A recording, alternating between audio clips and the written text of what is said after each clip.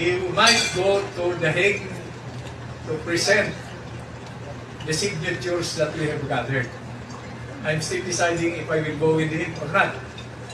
Because if we go there, and the ICC ignores us, after we follow the rules of the ICC, that any NGO can present information Okay. for or against. But of course, I understand your point.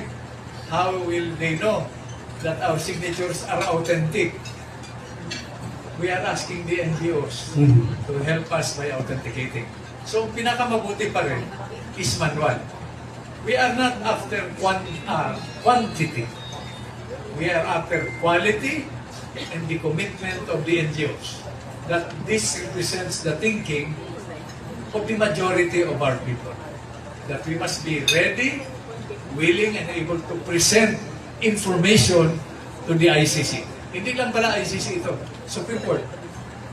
Because we cannot give what we cannot have. Now, let me now move to the basic issues. Why?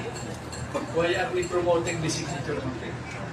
President BBM said, our courts are functioning. The Department of Justice says, our courts are functioning. Our justice system is vibrant. We are making mistakes.